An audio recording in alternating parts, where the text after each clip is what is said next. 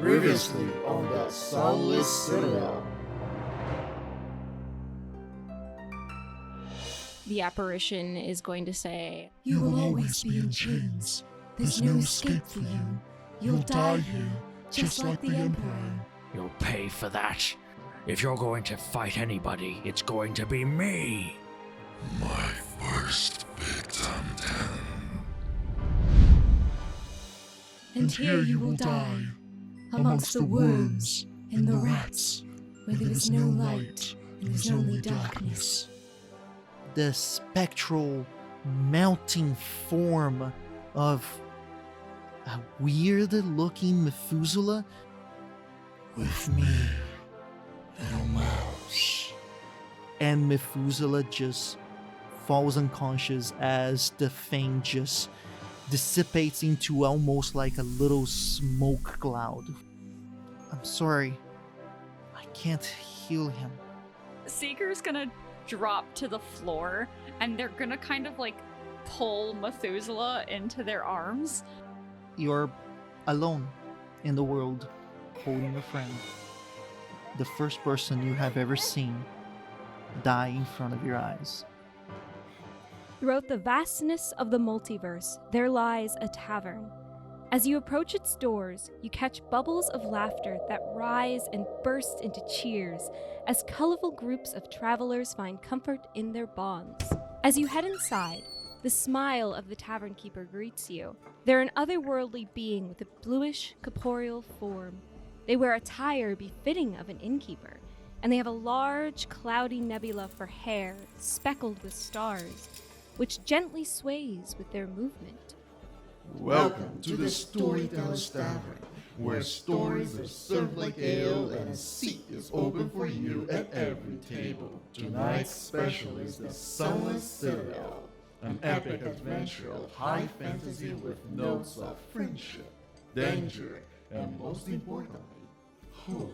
Will our adventure survive the descent into the dungeon? Or is there a darker calamity taking root far from the sun's reach? It is a complete darkness outside. Not even the light of the sky is allowed to perceive your surrounding. All that you know is the wind lightly brushing against your skin, and the mere touch of the breeze, cold winter breeze, is enough to make your bruises cause pain. Gravity seems to take hold of your left leg. By sheer force of luck, you're able to pin yourself against the hard and very rough bark of the oak tree that was just beside you. You catch your breath. How do you look right now, Methuselah?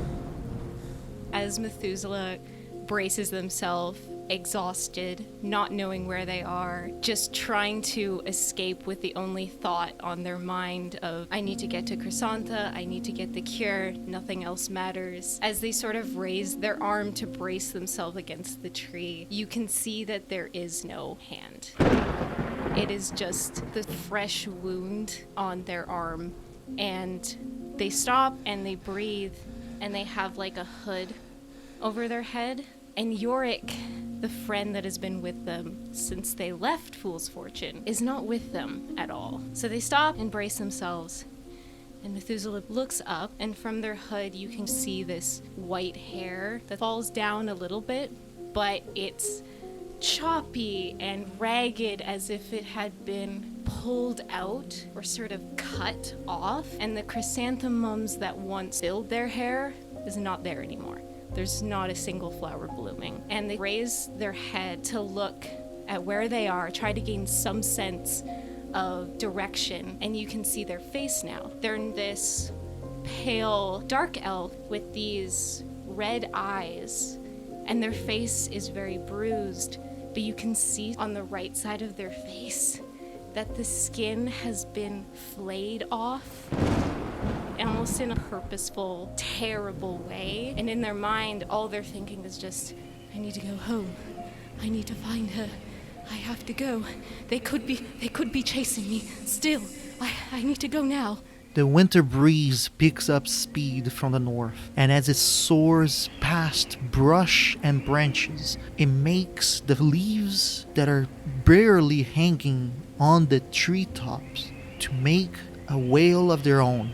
Of course, this is a natural occurrence for the time and for the location, but in Methuselah's mind, that sound resembles more like the sound of laughter, of scorn, and of malice, that it's clearly chasing them. You stumble a little bit forward. In your mind, you pick up the speed and try to leave the area as fast as you can, but in reality, they're barely moving, if at all. Stumbling is a more accurate depiction, as their strength is slowly leaving their body. Then there is the moment of fall, where the ground meets Methuselah. It takes a few moments for them to realize that they have fallen. The moment of desperation is all that keeps them moving. Looking to the sides, it's hard to see. Even your dark vision, it's being obscured by the bruises on your face. Then you spot it, just a few feet away from you. It seems to be some sort of cave entrance, no bigger than 4 feet tall. It's simply an escape route. You crawl your way towards it. Through the pain, you're able to finally climb into the hole and fall what seems to be an eternity. But finally you land on the rough ground. You take a few moments to compose yourself again. What do you do? Can I look around and try to perceive anything in this darkness? With difficulty, you look around, and only one thing stands out to you. A standing mirror. It stays upwards, observing you.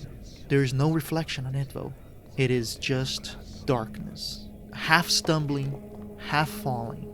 Somehow you're able to prop yourself upwards. And with it, you're actually closer to the mirror now. I described the inside as pitch black, but it's still capable to reflect as your mirror image appears from the darkness, mimicking your every motion, your hard breathing, your swaying. You see a gaunt image of yourself. Your pale skin, common to a dark elf, is now sunk.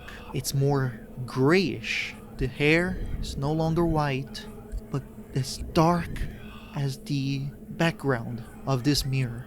And your eyes is no longer red, but what stares back, it's vibrant green. So as you approach it, it does so as well.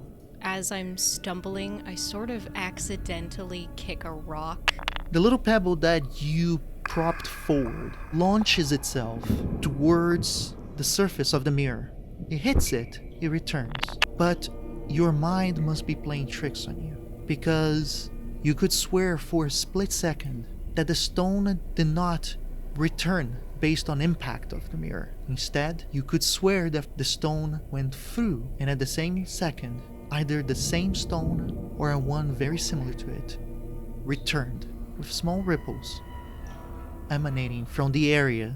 I imagine that now that I'm inside this cave, I can still hear the wind howling, and in my mind that is still the unfortunate people that I met on the road in my head. So I'm gonna get a little panicked and desperate, and I'm gonna walk towards the mirror and try to reach out to it. You get close to the mirror through intuition.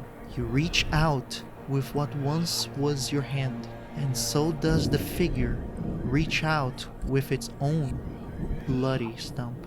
And its very last second before you touch the surface of this dark mirror, a glowing spectral hand emanates, grasps onto your wrist, and then the rest is a swirl as you are being forced into the mirror. And then you hear wailing. There's no longer the trees though. And then you feel tightness, as if someone was compressing your face very, very slowly you realize that a furred tabaxi is clutching onto you and crying and begging for forgiveness. It takes a few seconds, but you then remember that it's Seeker. That is baby ugly crying, bawling.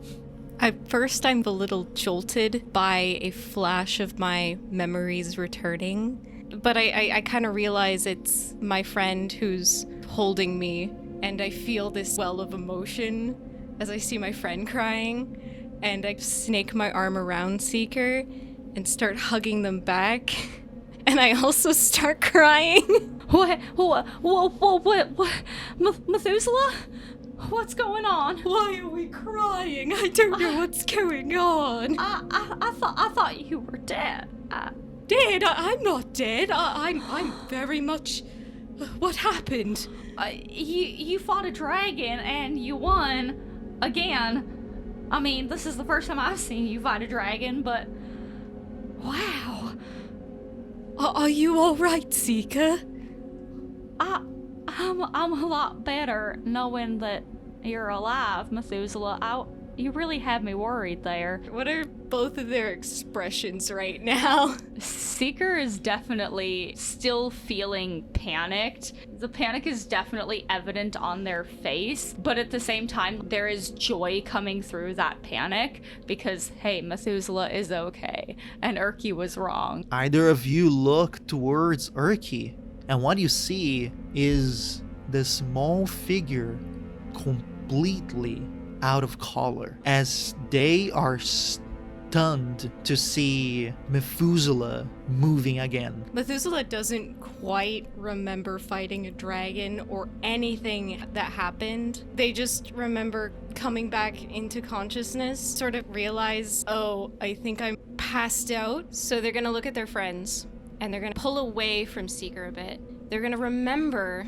the arrow still stuck in their back, I think it was. They're gonna grab it, yank it out, wait a second, remembering that they should feel pain, and go, oh, ouch, that was terrible, the worst pain that I've ever experienced. Oh my, this arrow is quite the handiwork.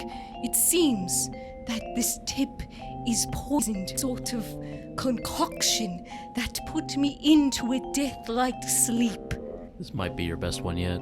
This might be your best lie yet. I don't think Seeker even wants to insight that. They don't think that Methuselah is lying. They're just so happy to have their friend back. For Erky, you need a deception check, please.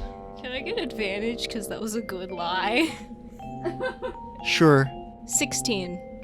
Erky slowly raises their head and then lets it fall slowly again, as if it was a half scared, half credulous nod of affirmation. Seeker, you know what? That does seem like about right. But regardless that I might have been mistaken on my analysis of our friend Methuselah here, a poison like that would be very demanding. Yeah, still very effective. So Methuselah would be best to rest for a few more moments. Oh no, I'm fine, my No, friend. you're not. I'm fine. I swear by Lirta, you need to rest. But I am concerned for our other companions. Could you please check the door and see if they are on their way? There are still goblins out there. I'll stay here with Methuselah to make sure they are okay. I would prefer if I stayed here with Methuselah. Well, they're one of my closest friends, and while I do hope that Mortis and Thorn are doing quite all right, I'd prefer to keep an eye on Methuselah. I would very much like for you to check on your friends. Maybe I could go check on them. No. I don't mind. No?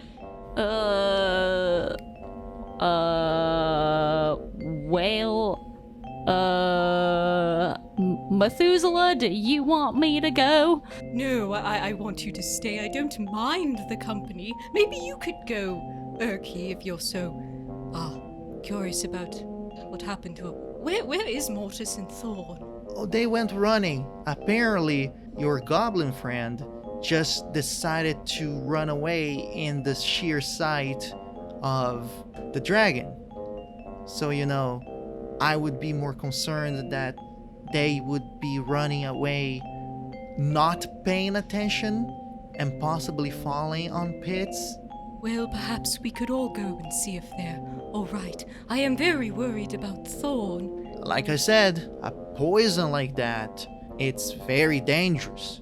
You might not be able to move at all, or worse, if you make your blood pump more, it may activate the poison again, and then you may fall into a death-like sleep.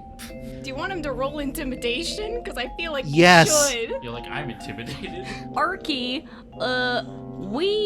I think we run our party based off of majority vote, and me and Methuselah are both on the side that I should stay here and you should go, and that's kind of 2 against 1. What do I do to contest intimidation? I would say another intimidation, because... with it with disadvantage.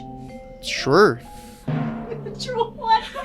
Natural 1! I'm terrified! You get your bardic inspiration My back. bones are shaking. Methuselah is gonna crumble inward on themselves. They don't have a shell like Mortis, but I imagine they crumble up at this gnome that is like intimidating them, and then they're gonna just slowly crank their head towards Seeker and be like, "Oh, you should go and see if Thorn and Mortis are okay. I'll be fine here." And Seeker's kind of gonna like squint a little bit and look at Methuselah. All right, if you're sure, I can do that if that's what you really want. Yes, I'm very sure. Very, very sure. I'll be fine here. I do need my rest. Don't want this poison to start acting up again. All right, okay. You get your rest, okay, Methuselah? Do you want to borrow my cloak? Oh, I'm all right, but thank you. Okay. And as they leave, they're turned to Erky and point down at him. And if I find out that you're being mean to my friend while I'm gone, you're not coming with us. And then they're gonna go. Erky is trying to act as cool as possible, but they do not take their eyes away from Methuselah. Can I say that Methuselah clutches Yorick now and is like, I have a hurdy-gurdy, and I'm not afraid to use it, so whatever you're planning to do, just be prepared, because Yorick is terrifying. I know that Yorick did die in a duel, but if he were alive, he would have done horrible things in that duel. I don't know what, but it would have been horrible. And how did you die? Oh, I'm not dead. I'm just... Yeah, I'll cut you off right here. I am not dumb. I have seen my fair share of death, and I have healed people at a brink to death. I know a corpse when I inspect it. Well, I am not a corpse currently. Currently, the best definition for you right now, friend, Yes, friend. is more like undead. I suppose that's the correct terminology. I haven't really met others like me ever, other than those skeletons. But I have a lot more than bones, slightly. Yes, I have skin. and that's what I would be afraid of. And he slowly starts to hold on to his pendant. Now, tell me, what are you? I don't know what I am. I don't even remember dying. Really. Look, I do not understand this. He gestures towards all of you. But either you are the most intricate and deceitful zombie I have ever met. Well, that's rather rude. I don't like being called a zombie. I'm a dark elf still. Yeah, you were a dark elf once. No, you can't lie to me anymore. I was wondering why you were just walking around with an arrow in your back. I thought it was because you were trying to avoid the bleeding, or what people in my community would call a hemorrhage, but clearly it was because you just forgot it there. I honestly didn't even feel it go in. Okay, proving my point. Now, I need to understand this, or I have to destroy you. I kind of clutch Yorick like even closer to me. What is your reason to be here? Do you want to betray those companions of yours? What and why? Why would you think that I would want to betray my friends? You see, every single undead I have met, which is not a short list, and the undead that I have read and studied about are not like you. So I am just trying to understand what's going on here. Well, I'm here to get the apple of virtue, or at least a slice of it, for my muse. She's sick, and I'm just here for the apple, and that's about it. I'm not here to betray anyone or hurt anyone. After a few moments of pondering, feels like an eternity, Erky finally talks again. Alright then, I don't know 100% if you're lying to me or not, or even if your intentions are true or not. So I'm gonna ask you to make a deal with me. Alright, my friend. My deal is, all you have to do is to not attack or hurt any of your companions or me. If you do that, I will not destroy you. And in exchange, do want to understand what's truly going on. Methuselah looks at Erky like very, very confused. They look themselves over like, you really think that I could hurt anyone? Even I know that I'm very small, unassuming. And I'm gonna be like, alright, I suppose that's a deal that we can have. I'd never do any sort of harm to my friends, even strangers. Most people I have no qualms against. He takes a few other seconds just to look at you. It's clear that he's trying to see if you're lying to him or not. But in the end, he just nods slowly and he goes, "We'll see. Just know that I'll be watching you. Now, can you stand up?" I stand up. Okay. Against my better judgment, I need to ask, would my healing spell even work on you? Like, it's supposed to heal living things, but... Well, I suppose if you're curious, healing magic does work on me in a weird way. I don't know why. I don't really know much about what I am now, but it does work. And how does it feel? A small conversation about random questions starts to emerge into a conversation. Mortis, you're slowly walking back, pretty much halfway, when Seeker appears on the top of the platform, and you are able to see each other with the dim light of the torch that you are holding. You see Mortis in the light. He has a very sort of somber look on his face, but then as you lock eyes with him, he just kind of forces a smile. Seeker, I'm glad to see you're all right. How's Methuselah? They're all right. Erky wanted to talk to them, and I didn't want to go, but we were kind of overruled, and for a, I don't know, whatever Erky is, a weird-looking halfling, very intimidating. Don't go too hard on him. He's a healer by trade. I'm sure he simply wanted to check over Methuselah, make sure everything's all right. I prefer you. Well, I do my best. He sort of like lowers his voice to a whisper. Thorn is on board, And then he gently pats his shell. he just needs a bit of time, I think. When you pat the shell, you just hear like a very low. Well, yeah, I understand that. He just lost a really good friend, and I kind of feel bad. Also, I know this is probably going to sound really mean, but if something bad was going to happen to somebody, I'm glad it wasn't Thorn. I really like him. He's a good little goblin, and he's got a good heart. Mortis's smile widens a little bit. Yes, our dear Thorn has been through quite a lot on this adventure, but with all the chaos over, we should regroup and make sure that everything's all right. Didn't you give Thorn the advice to never fight a dragon and lose? Because I think he won, technically, because you can't really lose a fight against a dragon if you run away. I suppose you're right about that, but in Thorn's defense, Thorn did take my advice. Thorn didn't fight the dragon.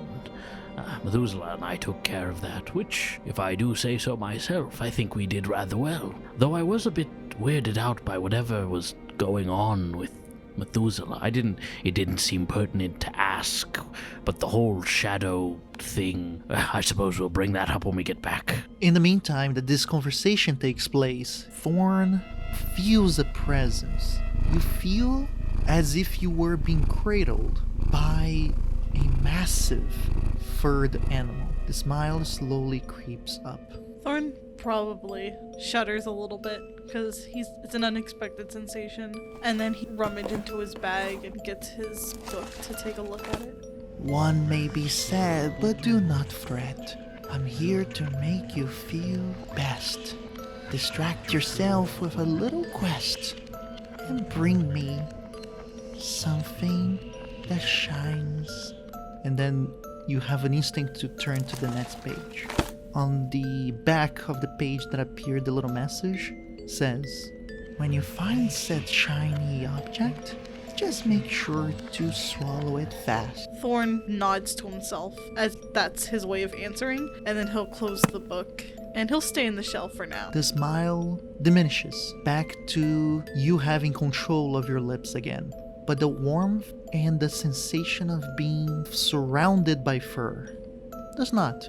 It's almost comforting. Finally, the door towards the trophy room opens as slowly both Erky and Methuselah sees the rest of their friends coming in. You guys see Erky and Methuselah still at a good distance from each other. Seeker, the tension that you felt before when you left the room no longer permeates. Hey, Methuselah. Oh, yes, friends, hello. Methuselah's gonna shuffle over to you guys and trying to get away from Erky, who's probably asked a great deal of questions that Methuselah's like, I don't know, I haven't really thought about this. I just kind of exist. Was he nice to you? Oh, yes, very nice. We had a lovely conversation about poison. Well, that sounds very, very riveting. I'm glad that he'd heeded my warning.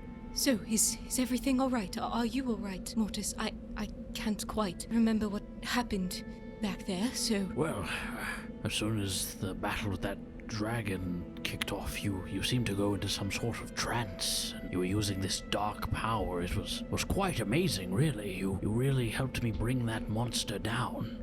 Fight with the dragon? Yes, that one. And then he gestures over to where he sort of shoved the dragon off of him earlier. Methuselah looks over at the dragon and is like, oh my, that is strange. It seems I had a lapse of memory. I can't really remember anything before Meepo and Thorn were running, and there was the Dark Warden, and it was really strange. Where is Meepo? Well, Meepo would be behind that table. I don't recommend looking if you're not prepared for, carnage. I'm afraid it's true. Our little friend has met with an unfortunate fate.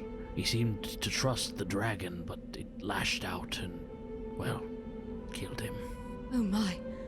That's terrible. I suppose we should say our goodbyes to Meepo. It would be best. Yeah, we should make sure that wherever his afterlife is, that he arrives there comfortably. I think that he had a really good heart, and I'm gonna miss him. We should take his body back to Cobalt's. I don't think it would be, or at least I wouldn't want to be left out here away from family. Meepo had family back there who don't know what happened. I feel like we should do something so that Meepo doesn't have to rest here alone. I would sincerely agree. Meepo has earned our respect, and if he is going to be laid to rest, it should be in the sight of his family. Yes, I wouldn't want the people that Meepo cared about to not know what happened to him. I think it is best. I know that's how I would feel if I were to be lost. I want to be returned home. Mortis is going to walk over to Erky and be like, would you mind holding on to the body if you could? And then he sort of leans his head in so that Thorn can't hear him. My friend was a bit traumatized by the loss, and I think it best if he stays with me and I keep a bit of distance from the body, if you understand. Erky looks at the turtle and he goes, I don't know what you're asking me. The little kobold was as big as I was. Do you want me to carry him around? If it's not too much of a burden, if so, then I can ask someone else. I only thought to ask you because, well, you're a healer by trade, and I know that healers deal with a lot of death and disturbing situations. Well, you're correct on some of those statements. Look, I may ask my goddess to keep the body preserved. I think it would be best for us to just, maybe put a tarp on top of it, and on the way back, we bring it to the kobolds. That's the best that I can do. I suppose. Methuselah, what is your passive insight? 14. What is everybody else's passive insight? Thorns is only 9. 13. 15. Methuselah, you're the only one that notices that when Erky says he doesn't think it's a good idea to just keep bringing a body around, inadvertently looks at you for a few seconds and then looks away. Okay, look, what about we rest first? I'll make my prayer so that the late Meepo is protected. And after we rest a bit, I feel like we're all tired and tense. We can all figure it out what to do later. I suppose that's fair. This room is certainly bigger than the previous one, so it should be easier to secure. I'm sorry, do we really, really want to sleep in a room with a dead dragon in it? I've slept in much worse. So this is actually somewhat of an upgrade to some of the places that I've slept. Methuselah, I say this with all the love in my heart, but I'm honestly not surprised that you have slept in worse given what I know about you, and as long as you are comfortable in here, we'll be fine. On the subject of the dragon, I assume that nobody needs anything from it. Its presence isn't really important right now. I want some of its scales. Well, it's a fair trophy, I'd say. And I hold out my coat and I'm like, I did get this from Valakaris. Well, the skin is not Valakaris, it's actually the Dark Warden. My point being, once we take whatever trophies we need, and I can remove it from this room so that we can rest more peacefully. Erky just can't resist and he goes, oh, wait, I'm sorry. Did you say that you got that coat from a goddess? Well, she gave me the skin of the dragon. I think she meant it as more of like, share this to your people. The rebellion is starting, but, I'm sort of a traveler. I don't really have people to share. I have songs, so I did share her song around. The Draconic Rebellion. Yes. Right. Where the Dragonborn rose against their lord deities? The dragons of yore? Yes, the one that's, started very recently, but also seemed to be finished rather quickly. The three of you see Erky physically react to that. He was being fed up with stress that builds slowly until he just throws his arms up in the air and he goes, Fine, you got that. You sang her songs. You got that from her, Valakaris. He just turns around and continues to walk towards the table where the body of late Meepo is, as he continues on like, yeah, no, it's true, that makes sense, completely. Erky has some things that I think he needs to work through. Poor thing, I think he's just a bit cranky, probably. He was locked in a cage for a while, and then we threw him into that combat. It was quite an affair. I think he just needs to sleep it off. Yes, he needs some rest and probably some food. He needs to learn the value of play. Since we're taking a rest, perhaps we should, figure out who's going to take watch. I can take the first watch, with whoever wants. I need to sit for a moment and just collect my thoughts. I could take a watch with you, as sleep doesn't come very easily. I could take a watch with you as well, Methuselah, if you'd like. Certainly. Mortis is gonna turn his head into his shell like he tends to do. Thorn, I know you're going through a lot right now, but I think it best that you sleep for a bit. In the darkness of the shell, all you see is eyes and teeth. He doesn't really react. Normally, he would humor you a little bit. You just see a look of pure neutrality on his face. He looks so tired, just emotionally. Thorn probably growls quietly. If you want to sleep in the shell, you're more than welcome, or I can prepare your bedroll for you. Thorn swipes at you with his little claws. So be it.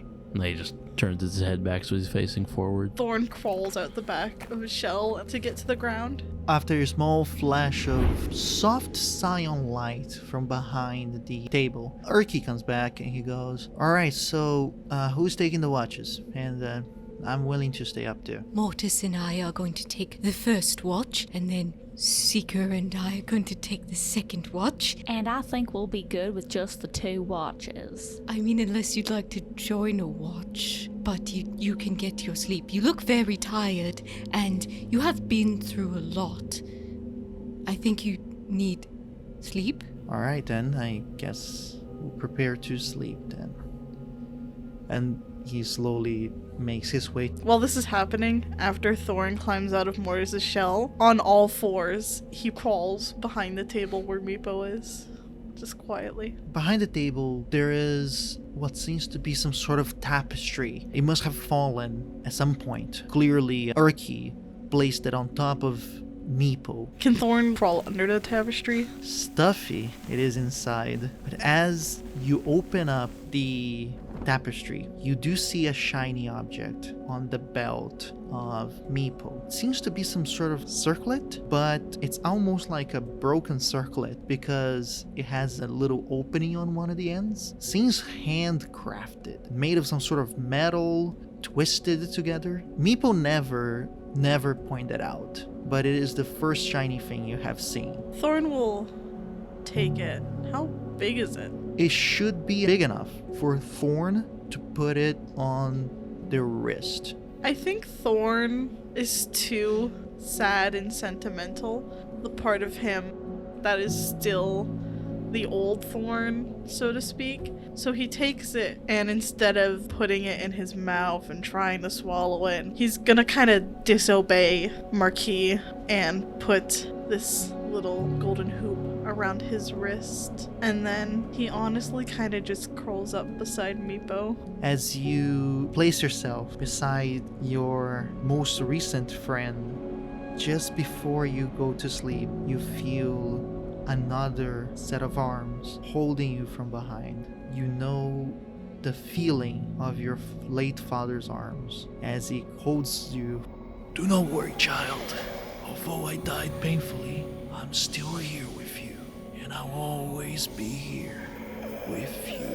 Thorn gets drowsy, but detrimental to his health. I honestly don't think he gets a wink of actual sleep. He's exhausted, but the thoughts are just going a million miles per hour in his head, and he can't calm them down enough to sleep. So instead, he spends a lot of the night talking to Meepo in a very quiet voice. He talks to him and waits as if Meepo's responding, and then he keeps going. Nothing replies back. Although you're focused on Meepo, the arms of your dad never leaves you.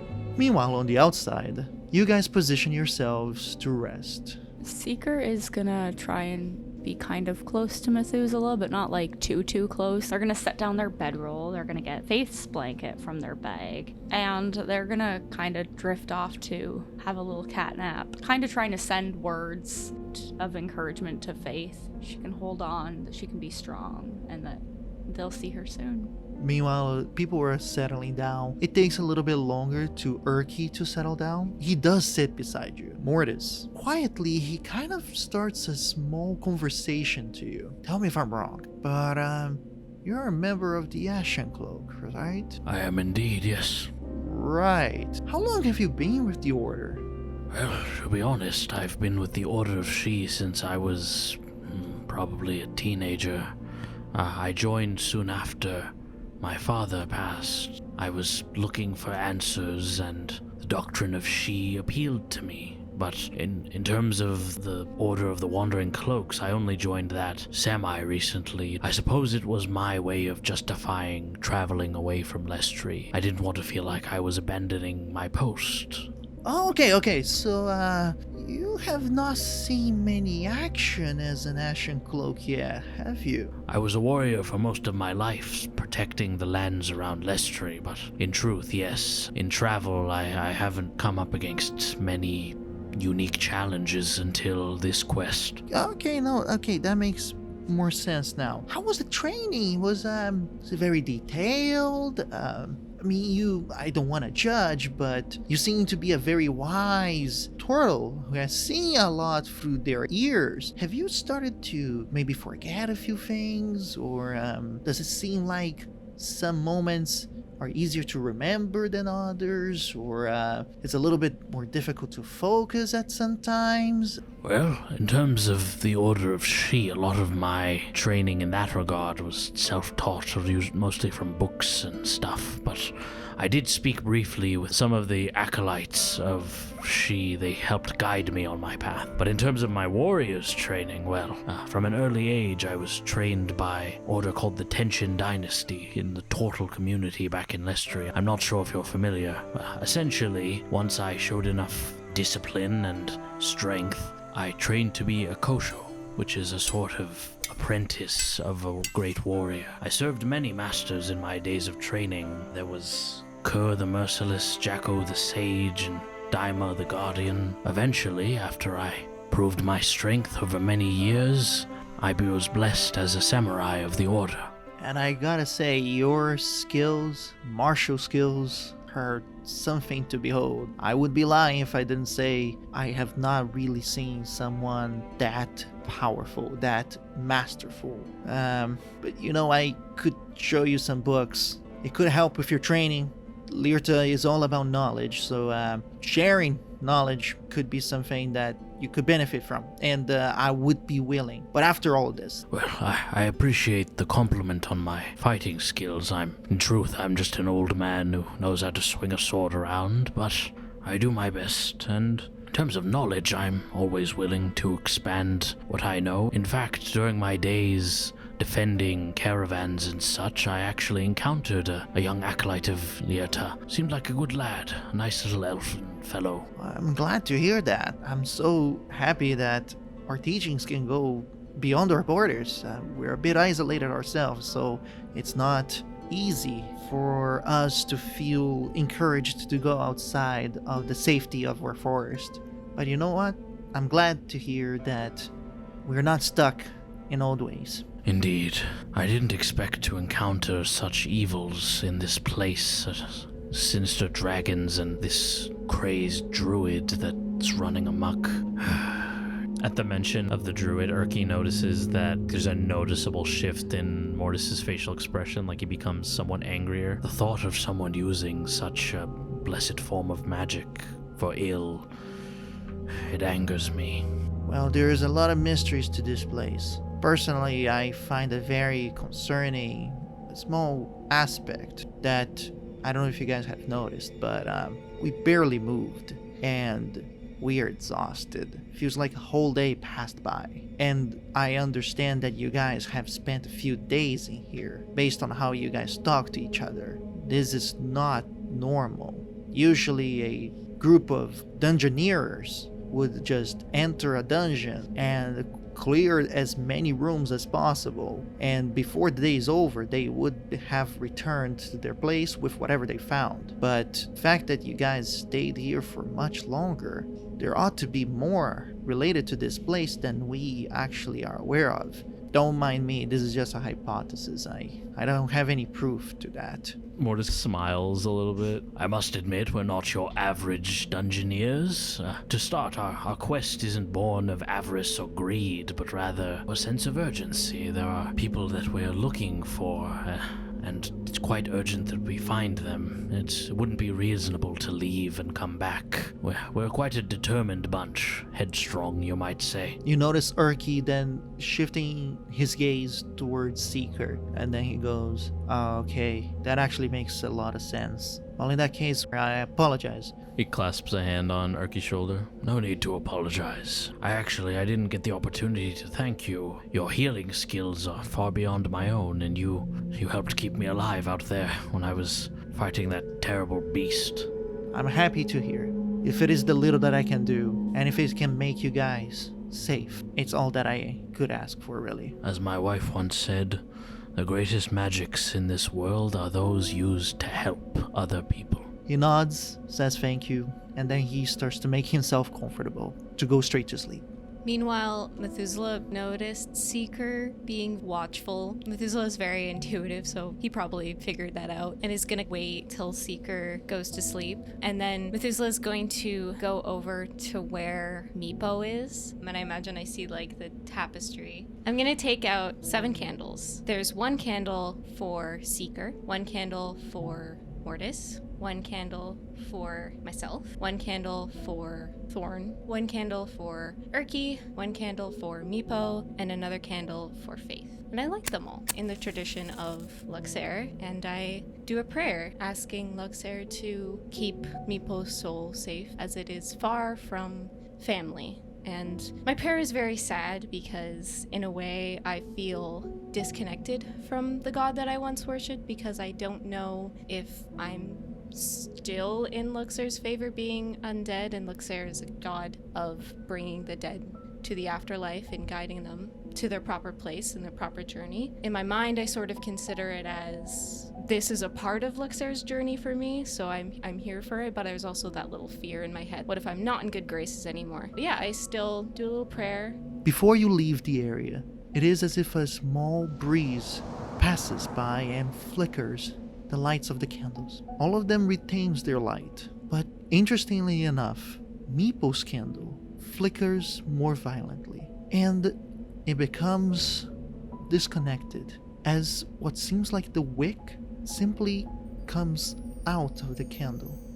Just the part that is connected with the light. And you see the little candle light start to fly in the wind and go to a small crevice in the wall and make its way out. You look down on the candle again, and the lights are all together. And Meepo's light, the wick's still there, but it is just a small little smoke, as if the light had been extinguished. But you see this as a good omen. You see this as Luxair guiding the light of Meepo towards another place. As Methuselah is wrapping up his little ritual, he does hear a growl from under the tapestry. Oh, Thorn, I'm sorry. I didn't mean to disturb you. The growl increases. Don't worry, I was just finishing here. Are you all right? He sees like shuffling under the tapestry as Thorn pokes his head out, and he's just baring his teeth and like glaring at Methuselah. Do you want to talk about it? Thorn, you know how cats false charge at someone? They go like, he probably does that. Oh my, okay, I guess not. And then I'll just shuffle away to go do the watch with Mortis. Thorn slowly slips back under the tapestry.